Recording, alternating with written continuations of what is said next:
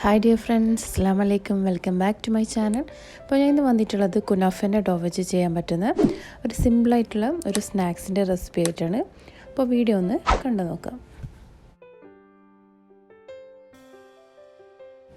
അപ്പോൾ ഞാൻ ഇവിടെ കുറച്ച് ബോൺലെസ് ചിക്കൻ എടുത്തിട്ടുണ്ട്. അത് ചെറുതായി നീളത്തിൽ കട്ട് ചെയ്തെടുത്തിട്ടുണ്ട്. അതിലേക്ക് ആവശ്യത്തിന് കുരുമുളക്, ആവശ്യത്തിന് ഉപ്പും കൂടെ ചേർത്ത് ഒന്ന് വേവിച്ചെടുക്കാം. അപ്പോൾ ചിക്കൻ ഇപ്പോൾ നല്ലോണം വെന്ത് കിട്ടിയിട്ടുണ്ട്.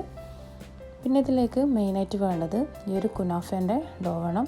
ഇത് കുറച്ച് ടൈം മുന്നേ എടുത്ത് പുറത്ത് വെച്ചിട്ടുണ്ടായിരുന്നു. അല്ലാണ്ട് ഇത് കുറച്ചൊരു കട്ടിയിലാണ് ഉണ്ടാവുക. അപ്പോൾ ഇപ്പോൾ ഉണ്ടാക്കുന്നതെന്ന് വെച്ചാൽ അതിൻ്റെ കുറച്ച് ടൈം മുന്നേ എടുത്ത് പുറത്തേക്ക് വെച്ചതിന് ശേഷം യൂസ് ചെയ്യാം.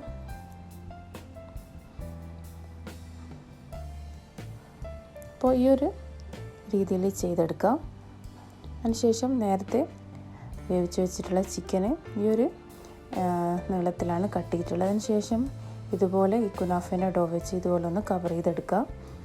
അപ്പോൾ ഞാൻ ഇവിടെ ഹാഫ് ഇതുപോലെ മുട്ടേൻ്റെ ബാറ്ററിലേക്ക് ഡിപ്പ് ചെയ്ത് ബ്രെഡ് ക്രംസിൽ ആക്കിയിട്ടാണ് ഇതിൻ്റെ ഹാഫ് ചെയ്യുന്നത്.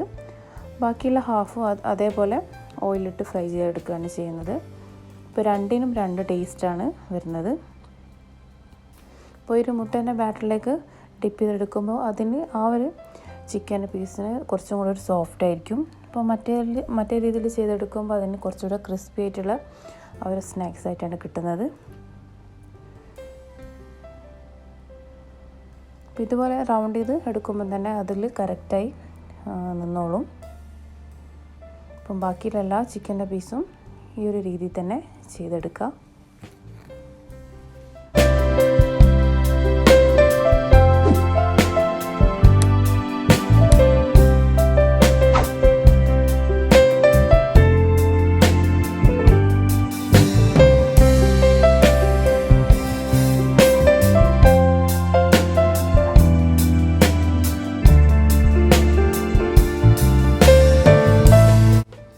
അപ്പോൾ ഇതുപോലെ എല്ലാം റോളാക്കി എടുത്തിട്ടുണ്ട്. അപ്പോൾ ഇതിൽ ഹാഫ് എഗ് ബാറ്ററിലേക്ക് ഇട്ട് ബ്രെഡ് ക്രംസിലേക്ക് ഒന്ന് ഡിപ്പ് ചെയ്തതിന് ശേഷം ഇതുപോലെ ഓയിലിട്ട് ഫ്രൈ ചെയ്യുകയാണ് ചെയ്യുന്നത്.